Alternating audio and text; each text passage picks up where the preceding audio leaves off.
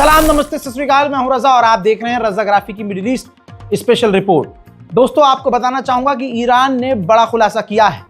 Iran बड़ी मुसीबत में फंस चुका है। ईरान इस वक्त परेशान है। कैसे? ईरान के साथ देने वाले ग्रुप ईरान से नाराज हैं। वजह ईरान ने खुलकर नहीं बताई है, लेकिन आपको बता दूं, हूथीज जो अब तक पूरी तरह से ईरान के साथ थे, और हूथी बनाने वाला ईरान ही था। ईरान ही एक ऐसा देश है जिसने हथियार, हमास, हिजबुल्लाह, हूथीज, इनको इतने हथियार दिए कि ये आज इतने पावरफुल हुए। हूथी को बनाने वाला ही, इस संगठन को बनाने वाला ही ईरान था। दोनों की धार्मिक मान्यताएं भी एक है, लेकिन ईरान ने बड़ी बात कही है। ये रहा सोर्स, प्रूफ आपके सामने है। ईरान ने अपनी रिपोर्ट में बहुत क्लियर कट कह दिया है कि हम हूथी के ऊपर से अपना कंट्रोल खो रहे हैं। हूथीज हमारी बात नहीं मान रहे हैं। हूथीज हमसे खफा हैं। जब डील हुई थी गाजा और इजराइल की, सीज फायर की, तो अमेरिका ने हमें बुलाया था, लेकिन हम नहीं गए थे, क्योंकि हम 2 स्टेट को मानते ही नहीं हैं। हम कहते हैं पूरा का पूरा फिलिस्तीन है और इजराइल को फिलिस्तीन की ज़मीन छोड़नी चाहिए। हमारी नीति है फिलिस्तीन को सबसे ऊपर रखना, लिहाजा उस मीटिंग में हम नहीं गए। लेकिन शायद ये बात हूथीज को बुरी लग गई। हूथीज हम पर से निर्भरता ख़त्म कर रहे हैं। हूथीज हम पर अब डिपेंड नहीं है। वो हथियार भी इकट्ठे कर चुके हैं, हथियार शायद कहीं और से भी ले रहे हैं, कुछ भी कर रहे हैं, लेकिन अब हमारा उनके साथ कोई भी वार्तालाप, कोई भी लिंक नहीं है। वो अपने आप जो कर रहे हैं अपने आप कर रहे हैं, हमारी तरफ से कुछ नहीं है। वहीं इसके बाद और डराने वाली बात आती है, जो ईरान ने खुद बताई है कि उसका पड़ोसी मुल्क जो इराक है, ईरान और इराक के बॉर्डर मिले हुए हैं। तो ईरान ने कहा है कि जो हमारे लड़ाकू संगठन इराक में हैं, अब वो भी हमारे कंट्रोल में नहीं है और ना वो हमारी सुन रहे हैं। उनकी अपनी नीतियां हैं, उनकी अपनी प्रायोरिटीज है, वो अपने हिसाब से काम कर रहे हैं। हजरात, इजराइल का एक फाइटर जेट, ये तस्वीर देखिए, इजराइल का एक फाइटर जेट इराक और ईरान के काफी करीब बॉर्डर तक पहुंच गया और इतने खतरनाक अंदाज मोड़ रहा था, उसने साउंड बैरियर तोड़ दिए। और उसके बाद खबर यह आ रही है कि कतर से अमेरिका का एक फ्यूल टैंकर उड़ा और उसने हवा से ही इजराइल के फाइटर जेट को हवा में रिफिल किया और दोबारा इजराइल जो है वहां से उड़ान भरकर वापस अपने इजराइल के बेस पर आया। यानी अब क्लियर है, ईरान को टेस्ट कर रहा है इजराइल, डिफेंस सिस्टम और उसके वो कितना एक्टिव है ये भी चेक कर रहा है इजराइल। हर दिन ऐसा लग रहा है कि ईरान और इजराइल की जंग करीब है। उधर ईरान में महंगाई की मार, भाई साहब, आप सोच भी नहीं सकते। ईरान ने एक बार फिर से अपने मुल्क के अंदर पेट्रोल डीजल के दाम बढ़ा दिए हैं, लेकिन कहा जा रहा है इतना हाहाकार नहीं मचेगा, क्योंकि भाई साहब वहां तो अच्छा खासा तेल उनके पास है ही। ईरान को बड़ी कामयाबी मिली है। ईरान ने एक शिपमेंट पकड़ी है हथियारों की, जो तुर्की के रास्ते मूसाद ईरान भेज रहा था, मूसाद के एजेंट्स के लिए। ईरान ने उस पूरी शिपमेंट को पकड़ लिया है। कल बताया था, आज दिखा रहा हूं, ईरान के सिक्योरिटी चीफ पाकिस्तान पहुंचे हैं। पाकिस्तान के प्रधानमंत्री शहबाज शरीफ से उन्होंने मुलाकात की है और तमाम ऑफिशियल से ईरान के सिक्योरिटी चीफ की मुलाकात हुई है। वहीं एक बड़ी खबर आ रही है कि ईरान और अमेरिका के बीच मीडिएटर मोहम्मद बिन सलमान बन गए हैं। मोहम्मद बिन सलमान कोशिश कर रहे हैं कि ईरान और अमेरिका की न्यूक्लियर डील हो जाए। और आपको बता दूं कि डोनाल्ड ट्रंप राजी हो गए हैं कि हमारा मीडिएशन मोहम्मद बिन सलमान करवा सकते हैं। नेदरलैंड में केमिकल वेपन बैन को लेकर एक मीटिंग होने वाली है। इसी मीटिंग को ज्वाइन करने के लिए ईरान के विदेश मंत्री नेदरलैंड लैंड कर चुके हैं। मिडिल ईस्ट में आतंक किसका है, आपको दिमाग पर जोर देने की जरूरत नहीं है। बुरी खबर है दोस्तों, लेबनान पर इजराइल जो हमले कर रहा है वो खौफनाक है और ये सीज फायर के बाद कर रहा है। लेकिन खबर अब आ रही है कि अमेरिका ने इजराइल को परमिशन दे दी है कि वो लेबनान पर और बड़े हमले करना चाहे तो कर सकता है।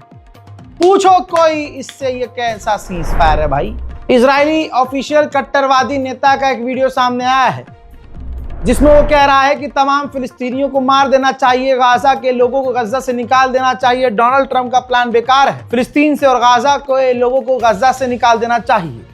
सुनिए। תגובתך על הפיגוע הרצחני הזה? לצערי הרב צפוי ולא מפתיע, ישנה רק תשובה אחת מיידית, טקטית, במישור הטקטי, שיכולה למנוע את המשך הטרור מן הסוג הזה, והוא פשוט לא לאפשר לערבים להשתמש בכבישים הללו. המקום הזה הוא מקום מועד לפורענות, זה לא ההרוג הראשון, לא השני, לא השלישי, לא הרביעי, בדיוק באותה צומת. אם האוכלוסייה הזו מוציאה מתוכה רוצחים שוב ושוב, שתתכבד ותשתמש בכבישים אחרים. दोस्तों, मोहम्मद बिन सलमान की एक बात सामने आई है। क्राउन प्रिंस मोहम्मद बिन सलमान जब डोनाल्ड ट्रंप से मिलने के लिए अमेरिका व्हाइट हाउस गए थे तो मिलते ही डोनाल्ड ट्रंप ने मोहम्मद बिन सलमान से कह दिया था कि मुझे उम्मीद है कि आप जो है नॉर्मलाइजेशन करेंगे। तो मोहम्मद बिन सलमान ने कहा था उसी वक्त कि देखिए, मुझे नॉर्मलाइजेशन से कोई प्रॉब्लम नहीं है, पर्सनली मुझे कोई दिक्कत नहीं है, लेकिन इजराइल जो गाजा और फिलिस्तीन में कर रहा है इसकी वजह से एंटी इजरायली सोच हमारे मुल्क खुद सऊदी अरब के अंदर बनी हुई है और ये वक्त और मौका नहीं है कि हम इजराइल से इस वक्त नॉर्मलाइजेशन कर लें। ये बात सुनने के बाद रिपोर्ट है ये कि डोनाल्ड ट्रंप काफ़ी डिसअपॉइंट हुए, नाराज़ हुए, लेकिन उसके बाद मोहम्मद बिन सलमान ने जब देखा कि ये तो प्रेशर भी कर सकते हैं तो पब्लिकली उन्होंने टू स्टेट सॉल्यूशन की भी बात कर दी, क्योंकि उनका ये कहना था ट्रंप से कि जो हमारी आवाम है उनके दिलों में इजराइल की इमेज ख़राब हो चुकी है, लिहाजा अगर मैंने समझ रहे आप इजराइल को कह दिया कि नॉर्मलाइजेशन के लिए तैयार हैं तो मुल्क में बहुत सारी चीज़ें बिगड़ सकती हैं। उधर गाजा के हालात में आपको बता रहा हूँ, बाढ़ का हाल है, बाढ़ आई हुई है, टेंट में लोग रह रहे हैं। छोटी सी बच्ची बता रही है कि उसके टेंट के अंदर तक पानी आ चुका है।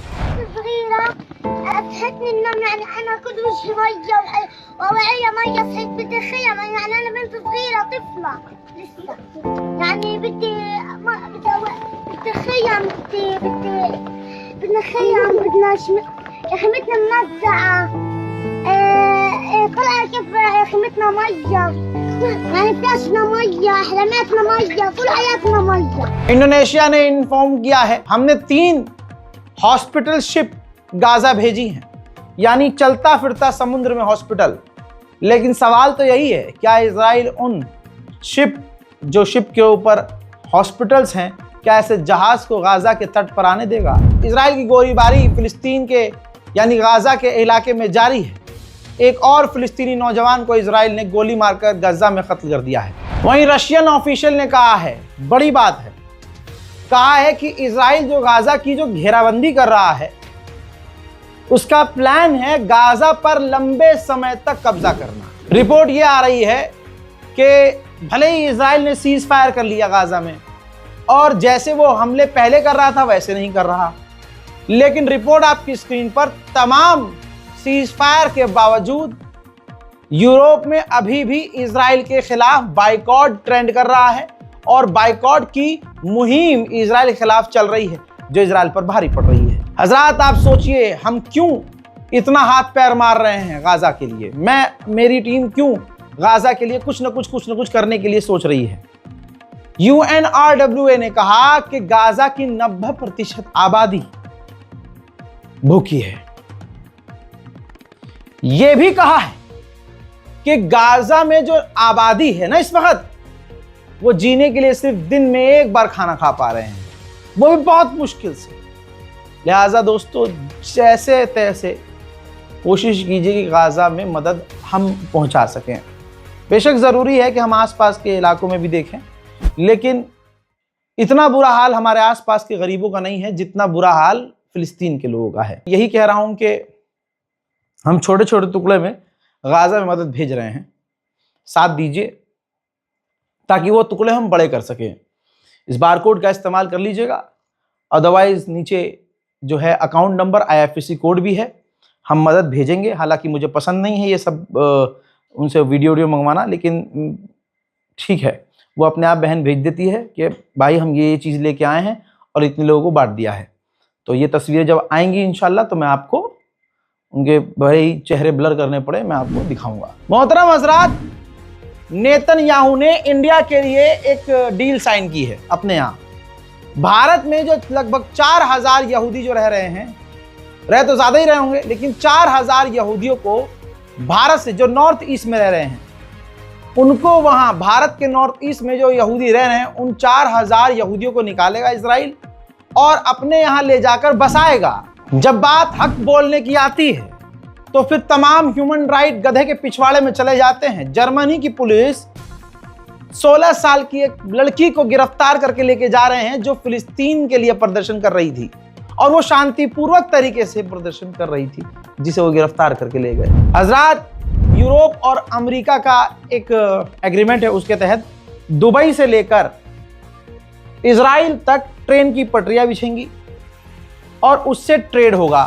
मैप मैं आपको दिखा रहा हूं, जरा ध्यान से देखिए। जो लाल लाइन है, लाल लाइन, ये देखिए, आप देखिए दुबई से वो शुरू हो रही है लाल लाइन और वो अबू धाबी के अल बाथा तक जा रही है। फिर वहां से समुद्री थोड़ा सा रास्ता है, वहां से दम्माम से शुरू हो रही है ट्रेन की पटरी दोबारा से आगे से, और वो रियाद होते हुए, रियाद के करीब से होते हुए अल हदीथा तक जाएगी, जॉर्डन तक। फिर वो आगे जब ये पटरी बढ़ रही है तो आगे जाकर ये इजराइल के अंदर भी जा रही है, यानी दुबई से इजराइल ट्रेन की पटरी बिछेगी। मरहूम पोप फ्रांसिस जो अब इस दुनिया में नहीं है ऑब्वियसली, उनकी आखिरी ख्वाहिश थी कि जो उनकी कार है वो गाजा भेज दी जाए और गाजा के बच्चों के इलाज के लिए इस्तेमाल की जाए। तो देखिए दोस्तों, ये है तस्वीर। पोप फ्रांसिस की आखिरी ख्वाहिश पूरी हो गई है। उनकी गाड़ी को थोड़ा सा कन्वर्ट कर दिया गया है एक एम्बुलेंस की तरह, ताकि बच्चों का इसके जरिए इलाज किया जा सके। मिडिल ईस्ट स्पेशल रिपोर्ट में इतना ही। दुआओं में याद रखिएगा, हालात पूरे दुनिया के मुसलमानों के खराब हैं। अपने लिए ही नहीं बल्कि सभी के लिए दुआ कीजिए, क्या पता किसी और के भरोसे आपकी भी दुआ कबूल हो जाए। मोहतरम हजरात, इस रिपोर्ट को शेयर कीजिए, अपनी दुआओं में हमें याद रखिए। जय हिंद।